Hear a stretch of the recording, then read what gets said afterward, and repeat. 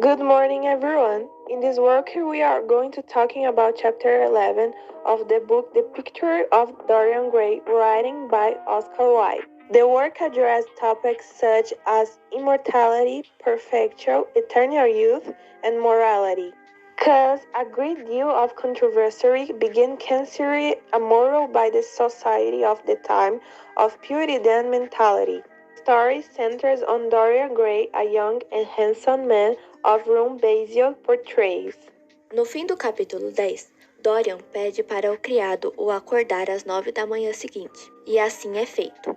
Seu criado entrou com uma xícara e abriu as cortinas. Ele acordou como se nada tivesse acontecido, mas aos poucos foi se lembrando da noite anterior, pois o Basil ainda estava morto na cadeira, só que agora estaria à luz do sol. Ele foi até sua mesa e escreveu 2 cartas. Uma ele colocou no bolso e a outra entregou ao seu servo. Take this round to 152 Hertford Street, France. If Mr. Campbell is out of town, get his address. Depois que o criado vai embora para entregar a carta, ele começa a desenhar flores, casas e depois rostos humanos. De repente, ele percebe que esses rostos que desenhava pareciam com Basil Hallward. Uma hora se passava lentamente para ele. Estava preocupado e suas mãos estavam frias. A porta se abre e seu criado entra dizendo que o Sr. Campbell havia chego. Dorian o manda entrar imediatamente. Com isso, seu medo vai embora. Alan, this is kind of you. I thank you for coming, saying Dorian Gray. Dorian disse na carta que era uma questão de vida ou morte.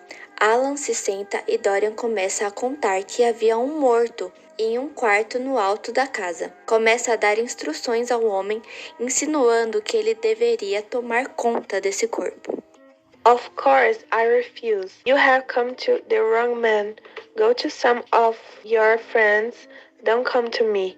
Alan tenta negar, mas Dorian o chantageia com aquela carta que fez no início da manhã e guardou ao seu bolso. Here it is. You see the address. If you don't help me, I will send it. You know what will happen, but you are going to help me. It's impossible for you to refuse now.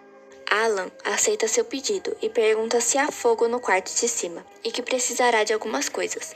Dorian diz que é só pedir que seu criado pegaria para ele. Eram quase 2 horas quando o criado chega com uma enorme caixa de madeira com as coisas que Campbell havia pedido. Gray dispensa Francis para que a casa fique vazia e ninguém desconfie de nada. Eles levam a caixa para o quarto de cima, mas Dorian se recusa a entrar.